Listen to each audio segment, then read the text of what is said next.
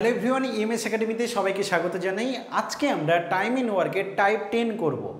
আর দুটো টাইপ আছে, 11-12 দিলেই টাইম ইন ওয়ার্কে যে কোনো প্রবলেম যে পরীক্ষায় আসুক না কেন তুমি পারবে। তো প্রত্যেকটা ভিডিও পরপর দেখে নিও, প্লে লিস্টে সুন্দর করে সাজানো আছে। এছাড়া ডেসক্রিপশন বক্সে লিঙ্ক পেয়ে যাবে। চলো আমরা আজকে টাইপ 10টা শিখে নিই। তো এখানে আমি একটা ফর্মুলা ব্যবহার করব। এই ফর্মুলাটা তুমি চাইলে মনে রাখতে পারো, তাহলে একটু তাড়াতাড়ি হবে, কোনো মাথা খাটাতে হবে না। না হলে তোমাকে একটু মাথা খাটাতে হবে, ঠিক আছে? আমি দু রকমই করে দেবো। ফর্মুলাটা কি বলা হচ্ছে যে অবশিষ্ট লোকের দিন সংখ্যা, মানে কি তুমি একটা অঙ্ক দেখলে বুঝতে পারবে, সেখানে দিন সংখ্যার পার্থক্য, লোক সংখ্যার পার্থক্য ইন্টু মোট লোক সংখ্যা। ব্যাপারটা কি বলছে আমি একটা অঙ্কের মাধ্যমে বোঝাই, দিলে তুমি ক্লিয়ারভাবে বুঝতে পারবে, ঠিক আছে? চলো আমরা একটা অঙ্ক দেখে নিই। কী দিয়েছে দেখো, একটি কাজের জন্য একটি জায়গায় 20 জন লোকের 10 দিনের খাবার মজুদ ছিল।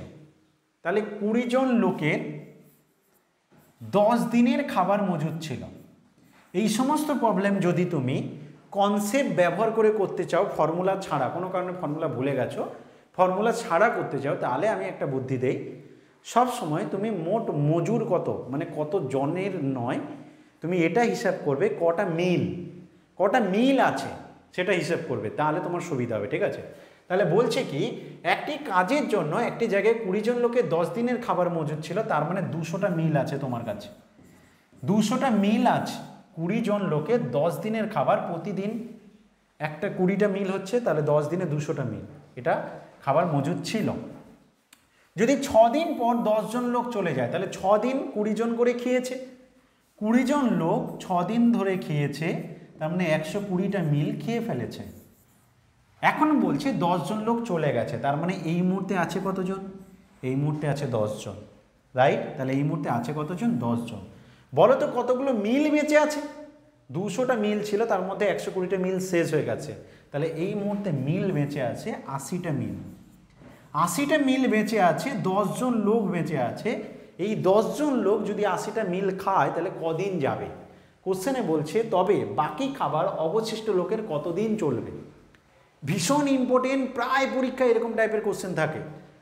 তো বলছি বাকি খাবার অবশিষ্ট লোকের কতদিন চলবে, তাহলে 80টা মিল আছে, 10 জন লোক খাবে, অবশ্যই বুঝতে পারছো যে 8 দিন চলবে। প্রতিদিন 10টা করে মিল, 8 দিনে 80টা মিল, তাহলে 80টা মিল আছে, 10 জন লোকের 8 দিন চলবে, ঠিক আছে? তাহলে তোমার এই কোশ্চেনে আনসার কত হবে? 8। এবার এটা যদি ফর্মুলা দিয়ে করতাম, তাহলে কিভাবে করতাম? ফর্মুলা দিয়ে যদি করতাম, তাহলে ফর্মুলাটা কি বলা হচ্ছে? ফর্মুলাটা বলছে তুমি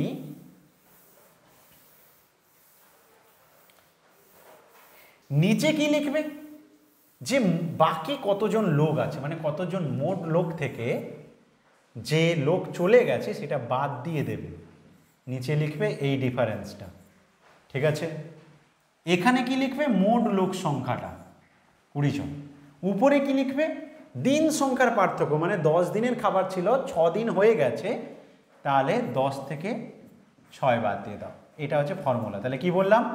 উপরে লিখলে কত দিনের খাবার পড়ে আছে, 10 দিনের মধ্যে 6 দিন হয়ে গেছে, তাহলে 10 - 6, দিন সংখ্যার পার্থক্যটা। নিচে লিখলাম লোক সংখ্যার পার্থক্যটা, 20 জন ছিল, 10 জন চলে গেছে, তাহলে বাকি, ইন্টু মোট লোক সংখ্যা। এটা যদি ফর্মুলা ব্যবহার করো, তাহলেও অঙ্কটা হয়ে যাবে উপরে 4, নিচে 10, এখানে 20, 10 দুনে 20, 8 দিনের খাবার মজুদ থাকবে, ঠিক আছে? তো এটা ভীষণ ইম্পর্টেন্ট, WBCSও দেখবে এরকম টাইপের কোশ্চেন প্রায় পরীক্ষায় কিন্তু থাকে, ঠিক আছে? তো আমি দুটো টাইপ করে দিলাম, তোমার যেটা ইচ্ছা। যদি ফর্মুলা ভুলে যাও, তাহলে যেভাবে আমি হিসেব করলাম মিল সংখ্যা, সেইভাবে করবে, ঠিক আছে? চলো পরে কোশ্চেন কি বলছে। একটা ক্যান্টিনে 6 দিনে 42 কেজি চাল খরচ হয়। তাহলে বলো 42 কেজি চাল 6 দিনে যদি খরচ হয়, তার মানে প্রতিদিন 7 কেজি করে খরচ হয়, এটা প্রতিদিন, ওকে? তাহলে ওই ক্যান্টিনে 2021 সালে জানুয়ারি ও ফেব্রুয়ারি মাসে কত কেজি চালের খরচ হয়েছে? জানুয়ারি মাস 2021 মানে লিপিয়ার নয় কিন্তু, তো জানুয়ারি মাস হচ্ছে 31, আর ফেব্রুয়ারি মাস হবে 28, লিপিয়ার হলে এইটা 29 হতো, হ্যাঁ, ফেব্রুয়ারি মাসটা। তো তাহলে এখান থেকে আমি কত পাচ্ছি? 59 দিন, প্রতিদিন 7 কেজি করে, 7 কেজি করে, 59 দিনে তাহলে কত হবে? দেখো সোজা হিসেব করার টেকনিক কি, 59 না ভেবে 60 ভাববে, তাহলে 420 হবে, সেখান থেকে একটা 7 বাদ দিয়ে দেবে, কারণ 59 দিন 60 দিন তো নয়, তাই তোমার আনসার হবে 413 কেজি। অপশান বি হচ্ছে রাইট অ্যান্সার। এছাড়া এমনি গুণও করতে পারো, 7 9 63 করে গুণ করবে, দেখো 413 চলে আসবে। আমি করলাম কি 59 ভেবে 60 ভেবেছি, 60 × 7 করেছি 420, সেখান থেকে একটা 7 কমিয়ে দিয়েছি কারণ 59 দিন যেহেতু, ঠিক আছে। তো তুমি এটা গুণ করেও করতে পারো।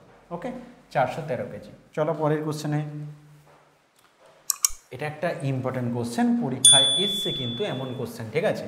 একজন ঠিকাদার একটি কাজ 12 দিনে শেষ করার জন্য কিছু সংখ্যক লোক নিয়োগ করার পরিকল্পনা করে। এটা কিন্তু টাইপ 1 যেভাবে করেছিলাম না, অনেকটা ওইরকম টাইপে, তুমি ওইটাতেই পেরে যাবে, বেকার এখানে দিয়ে লাভ নেই। আমি বলে দিচ্ছি, দেখো একজন ঠিকাদার একটি কাজ 12 দিন শেষ করার জন্য কিছু সংখ্যক লোক নিয়োগ করার পরিকল্পনা করেন। তাহলে দেখো 12 দিন, টাইপ 1 কি ছিল? টাইপ 1 ছিল M1 D1 W1 sorry M1 D1 T1, M1 D1 T1 by W1 সমান M2 D2 T2 by W2। যারা দেখনি টাইপ 1 অবশ্যই দেখে নেবে, টাইপ 1 এর অঙ্ক প্রচুর পরীক্ষায় আসে। তো এটা কিন্তু ওইরকম টাইপেরই। একজন ঠিকাদার একটি কাজ 12 দিনে শেষ করার জন্য কিছু সংখ্যক লোক নিয়োগ করার পরিকল্পনা করেছে। তাহলে কতজন লোক নিয়োগ করবে সেটা জানা নেই, লোকের জায়গায় লিখলাম এক্স, দিনটা 12 দিন, টাইম প্রতিদিন কত জানা নেই, কাজটা 1 অংশ হলো। এবার বলছে কিন্তু 6 জন লোক প্রথম দিন থেকে কাজে যোগদান করেনি। একদম প্রথম দিন থেকেই 6 জন লোক, কিছু লোক কথা ছিল কিন্তু তার মধ্যে 6 জন লোক প্রথম থেকেই মিসিং, তার মানে কাজে অংশগ্রহণ করেছে x-6, এক্স জন থেকে 6 জন আসেনি, তাহলে এতজন কাজে নিয়োগ হয়েছে। তার ফলে যেহেতু 6 জন কম এসছে সেই কারণে কাজটা 20 দিনে শেষ হয়েছে।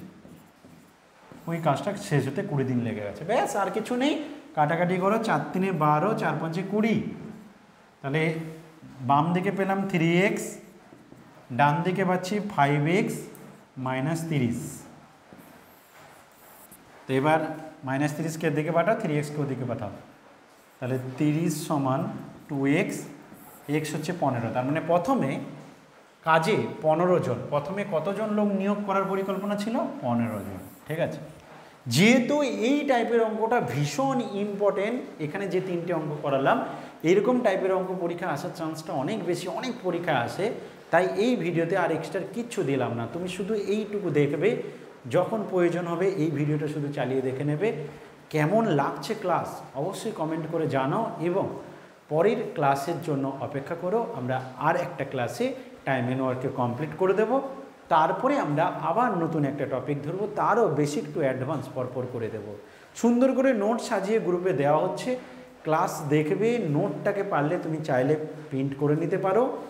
আর কোনো কিছু প্রবলেম হলে অবশ্যই আমাদেরকে মেসেজ করে জানাবে।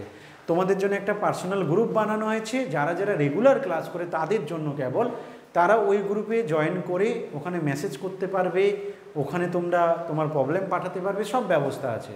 কিন্তু আর একটা গ্রুপে যেখানে প্রচুর মেম্বার আছে সেটা আমরা ফ্রি করে রাখিনি, মানে অনলি অ্যাডমিন করে রেখেছি, কারণ ওখানে কিছুজন এমনি লোক ঢুকে গেছে, মানে নাম্বার কালেক্ট করার জন্য, কেউ কোনো মেয়েকে ডিস্টার্ব করার জন্য এরকম আছে, তাই ওখানে অনলি অ্যাডমিন করা আছে। আর আরেকটা যে গ্রুপটা বানানো হয়েছে স্পেশাল, যারা সিরিয়াস স্টুডেন্ট, যারা রেগুলার ক্লাস করো তাদের জন্য, তারা অবশ্যই আমাকে হোয়াটসঅ্যাপ করবে। তো হোয়াটসঅ্যাপ করলে ওই গ্রুপে তোমাকে জয়েন করিয়ে নেওয়া হবে, এবং সেখানে তুমি তোমার প্রবলেম পাঠাতে পারবে এবং তোমার যা কথা সেখানে বলতে পারবে। ওকে, ভালো থেকো, অবশ্যই তোমরা আমাদের সঙ্গে থেকো, তবে গিয়ে আমাদের কাজ করতে সুবিধা হবে। ভালো থেকো।